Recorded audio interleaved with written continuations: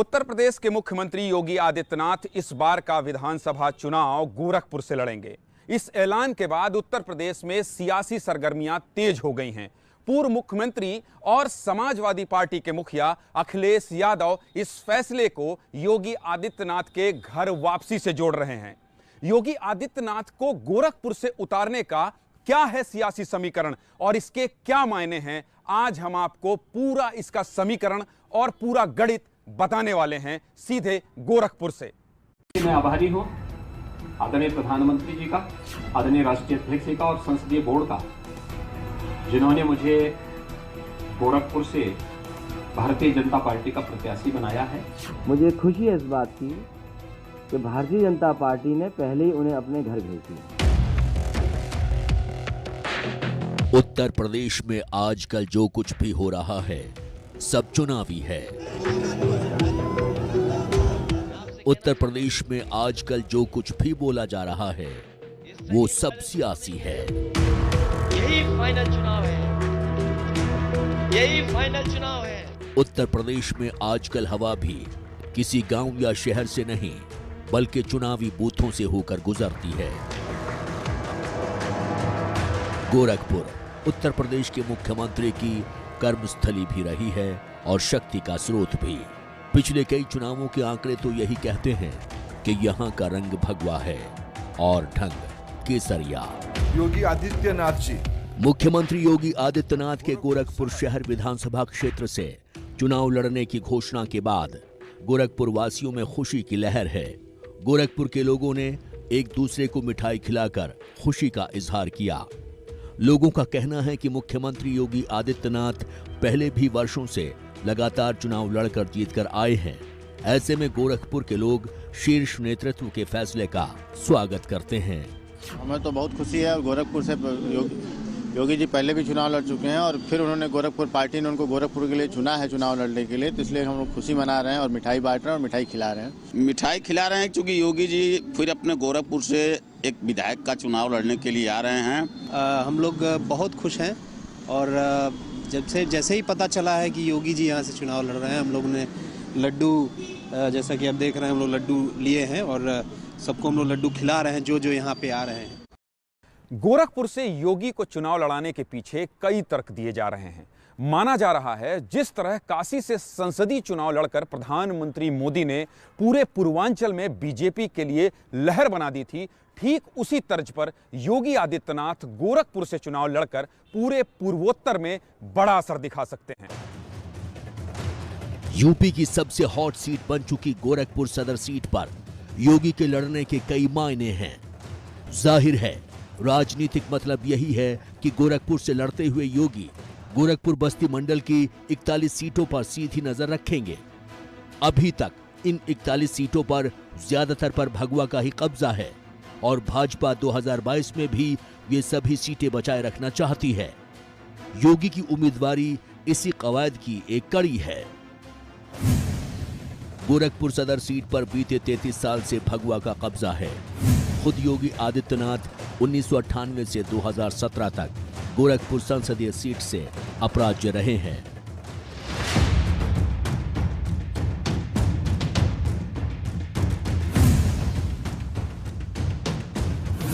Gorakhpur seat की एक एक विधानसभा पर योगी की खासी पकड़ मानी जाती है और वो गली मोहल्ले तक के कार्यकर्ताओं, प्रभाव वाले लोगों से व्यक्तिगत तौर पर जुड़े हुए हैं।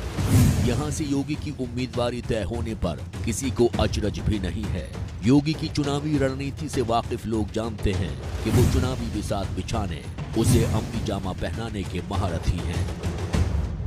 मुख्यमंत्री योगी आदित्यनाथ गोरखपुर से चुनाव लड़ेंगे, ये बीजेपी ने साफ कर दिया है। और इस नाम के ऐलान के बाद जिस तरह से अखिलेश यादव हमलावर हैं और प्रेस कॉन्फ्रेंस करके ये कह रहे हैं कि बीजेपी वालों ने पहले ही योगी आदित्यनाथ की घर वापसी करा दी, उसके बाद से योगी आदित्यनाथ ने पलटवार किया है।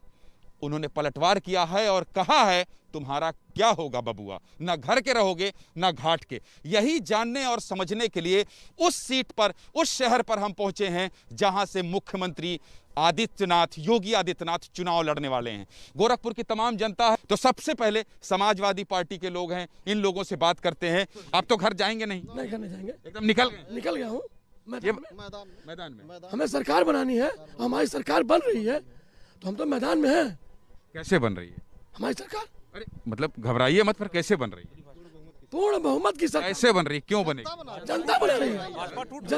भाजपा टूट रही है, डेली उनके नेता टूट के समाजवादी पार्टी में आ रहे हैं। समाजवादी पार्टी के बाहर एक नोटिस छपका दिया जाता है कि यहाँ मीटिंग मत करिए। भीड़ देख के, मास देख के भीड़ बहुत थी यार, मैं भी था उस दिन, आप समझिए बात। लोग दीवाने होते जा रहे हैं। लोग इस क्रूर शासक को उखाड़ के फेंकना चाहते। 5 साल 12 से लेकर 17 तक समाजवादी पार्टी की जो सरकार जो उपलब्धियां रही है उसको हम जनता के बीच में लेके जाएंगे, और 17 से लेकर के 22 तक जो इस सरकार की कुनीतियां रही हैं, दलितों पिछड़ों का हक जो मारा गया है, 69,000 भर्ती में 68,500। वही ना मुद्दे की बात करना चाहिए। उत्तर प्रदेश की जनता योगी जी को गोरखपुर भेज चुकी है और हम सभी गोरखपुर वाले मिलकर इनको दोबारा उत्तराखंड भेजने का काम करेंगे। इस बार इतिहास मठ में नहीं रहने देंगे।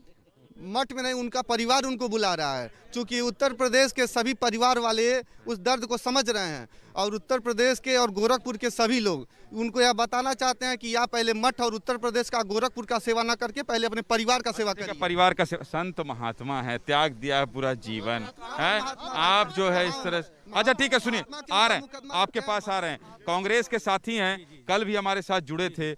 इस बहस में आप अकेले आए हैं, न जन समर्थन है न लोग हैं, ये अकेले पड़ गए हैं आप। कैसा है अकेले जो 4.5 साल जो जनता की लड़ाई लड़ी, प्रियंका जी ने लड़ी, जेल गए, लगातार संघर्ष किया, और कौन सी पार्टी थी जो रोड पे लगातार जनता के लिए लड़ाई लड़ी? देखिए अभी क्या हुआ, कुछ दिन पहले चल रहा था कि ये अयोध्या से लड़ेंगे, ये वो लड़ेंगे। 3-4 के साथ हैं कि नहीं? कांग्रेस के साथ हैं, इन्हीं कांग्रेस। 3-4 दिन तक टाइम वेस्ट हुआ, हर जगह न्यूज चैनल पे चल रहा था योगी जी अयोध्या से लड़ेंगे, योगी जी उस पर कई बहस हुआ, अयोध्या से लड़ेंगे कि नहीं लड़ेंगे, और जो मेन कुछ मुद्दे हैं उनको हटा दिया गया, और अब 3-4 दिन बाद पता चल रहा है कि वो यहाँ से लड़ेंगे। ये बताइए कि आप लोग ये जो कह रहे हैं, ये कह रहे हैं कि मठ में नहीं बैठाएंगे, उत्तराखंड भेज देंगे। मैंने पहले कह दिया था, संस्कारों की बात है। पूज्य योगी आदित्यनाथ जी महाराज एक समाज सेवक ही नहीं, एक सिद्धपीठ के संत भी हैं, उत्तराधिकारी हैं।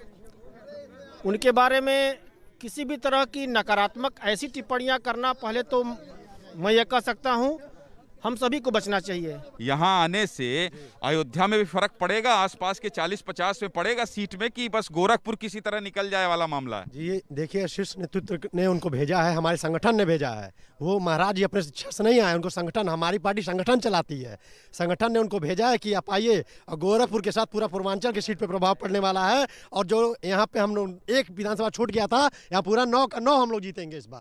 योगी आदित्यनाथ एक ऐसा नाम है कि जब वो चुनावी मैदान में अपने लिए या किसी समर्थक के लिए उतरते हैं तो जातिगत समीकरण ध्वस्त हो जाते हैं। यूपी की 403 विधानसभा सीट में से एक गोरखपुर सदर 322 नंबर से जानी जाती है। पिछले 2 विधानसभा चुनाव में कुल पड़े वोट का 50% वोट भाजपा को मिले हैं। गोरखपुर सदर सीट पर वर्तमान में 4,53,662 मतदाता हैं, जिनमें 2,43,013 पुरुष और 2,10,574 महिला हैं। इस सीट पर 45,000 से अधिक कायस्थ मतदाता हैं, जबकि 60,000 ब्राह्मण हैं। 15,000 क्षत्रिय और 30,000 के लगभग मुस्लिम मतदाता हैं। वैश्य मतदाता की संख्या भी 50,000 से ज्यादा है। निषाद 35,000, दलित 20,000 तो यादव 15,000 बताए जाते हैं।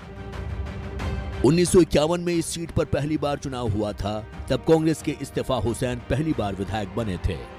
1962 में कांग्रेस के नेमतुल्लाह अंसारी विधायक चुने गए।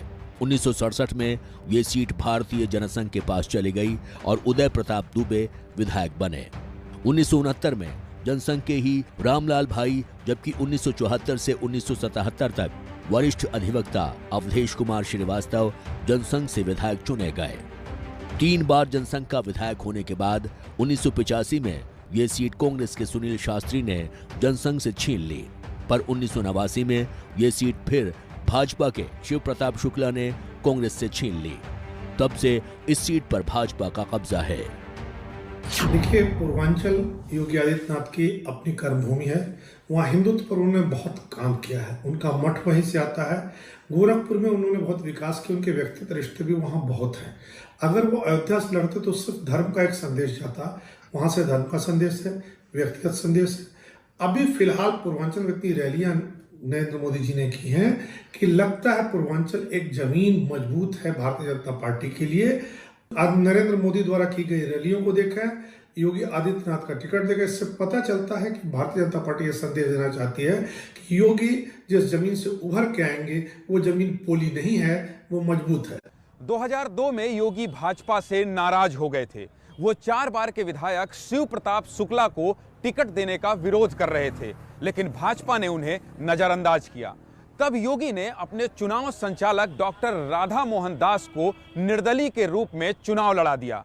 भाजपा की शिकस्त हो गई और राधा मोहन विधायक बन गए।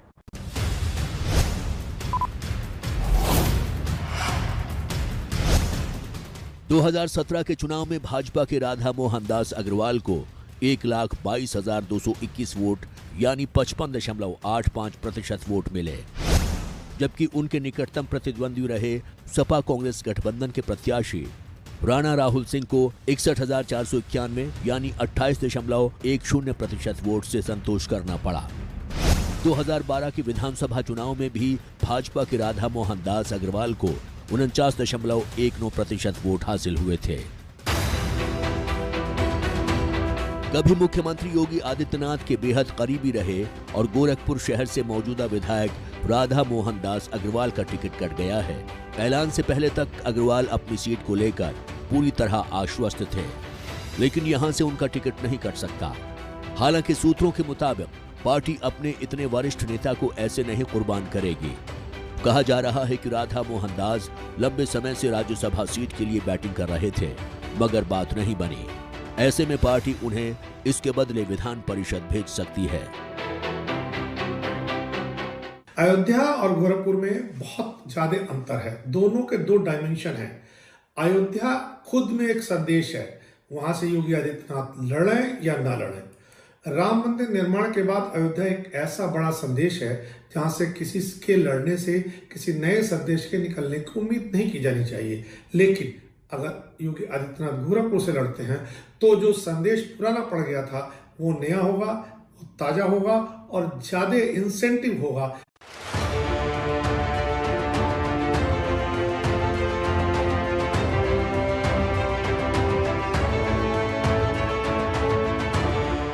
योगी आदित्यनाथ उत्तर प्रदेश के मुख्यमंत्री होने के साथ साथ प्रभावशाली गोरक्ष पीठ के पीठाधीश्वर भी हैं।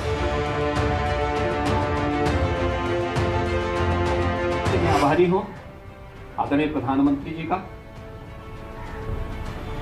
आदरणीय राष्ट्रीय अध्यक्ष जी का और संसदीय बोर्ड का, जिन्होंने मुझे गोरखपुर से भारतीय जनता पार्टी का प्रत्याशी बनाया है।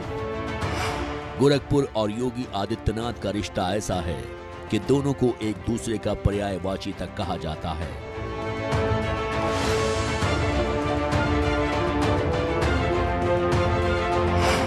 योगी आदित्यनाथ के अयोध्या या मथुरा से लड़ने में कोई नुकसान नहीं था। जिस हिसाब से उनका कद है वो जीत भी जाते, मगर गोरखपुर से उनका रिश्ता कहीं न कहीं कमजोर पड़ जाता।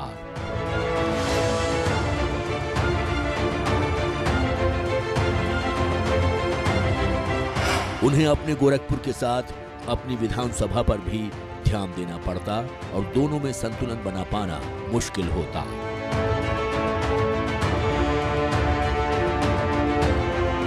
ऐसे में गोरखपुर शहर सीट सबसे मुफीद विकल्प थी।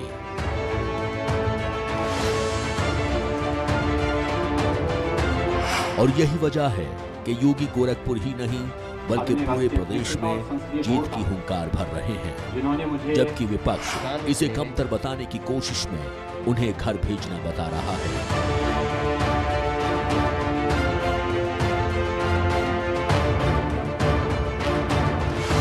देखिए, पूर्वी उत्तर प्रदेश में पिछली बार भारतीय जनता पार्टी ने इतना अच्छा परफॉर्म कर दिया था, हाईएस्ट परफॉर्म कर दिया है।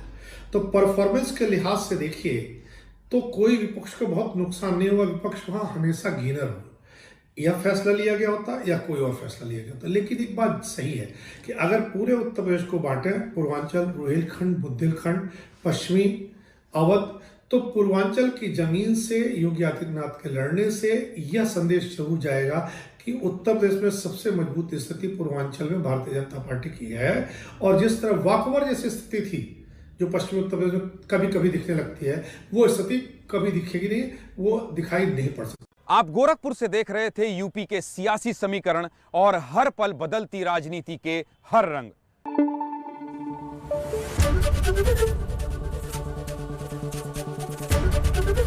एबीपी न्यूज आपको रखे आगे।